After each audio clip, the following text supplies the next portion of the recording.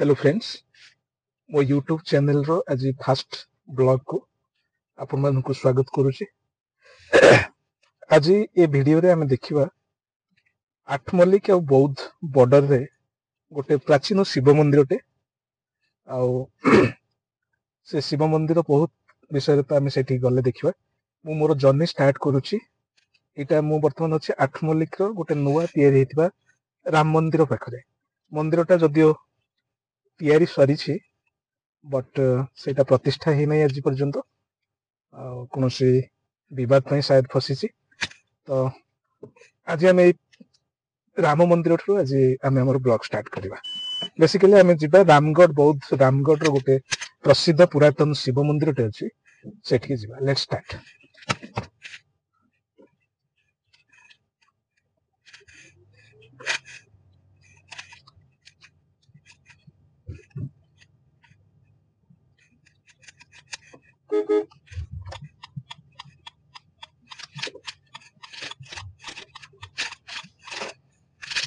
सो देखो ये left side रे आठमल्लिक गोटे नुआ मार्केट कॉम्प्लेक्स तैयारी चलची।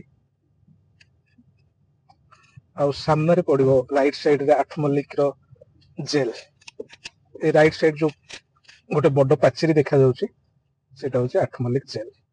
सो आमे एउठू बाम पट को जीवा। आउ एउठू बाम पट को गले आमे प्रथमे देखिबा आठमल्लिक शहर। आठमल्लिक शहर क्रॉस कला परे आमे बौद्ध को जीवा। तो प्रायतः एउठू आठमल्लिक टाउन स्टार्ट हो जाउची। ए छकर ना बेसिकली होची गांधी छक।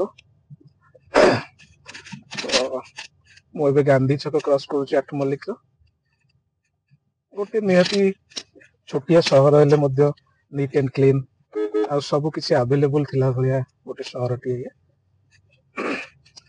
बेसिकली जदि यार फाइनेंशियल कंडीशन विषय में कहबी तेबे निहाती इनकम स्तर लो इनकम रो लोक माने मैक्सिमम एटी रुहंती। एटा बाम पटे आठमल्लिक हाट डाहाण पटे आठमल्लिक पुलिस स्टेशन प्रायतः सब ऑफिस अछि। जेमति कहली कि अनुगुल डिस्ट्रिक्ट रो एटा होची गोटे सब डिवीजन। जेहेतु अनुगुल टा गोटे बड़ डिस्ट्रिक्ट सेत लगी एट भी कलेक्टर ऑफिस अछि, कोर्ट आ बहुत किछि जिंस जहा सब डिस्ट्रिक्ट लेवल रे रहला कथा सेगुडा अछि।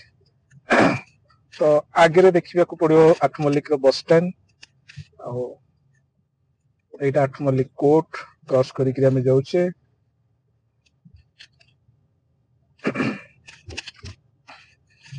तो एटी आपण देखि परिबे जस्ट आगो को Athmallik bus stand right side रे पड़ो गोटे हनुमान मंदिर टे बस स्टैंड रो सामने रे रही। पाखापाखि ये आठमल्लिक सहर सरुछि। तो यही जो सामने आप देखुं गोटे हनुमान मंदिर तो सेटा ही आठमल्लिक बस स्टैंड।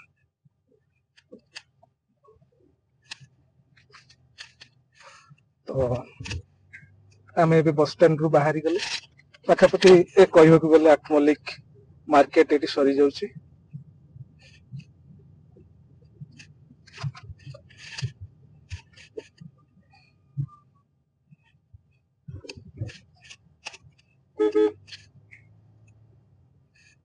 एठू जदि आप देखिए तेबे बौद्ध होची 40 किलोमीटर, फुलबाणी होची 61 किलोमीटर। देखिए दोसी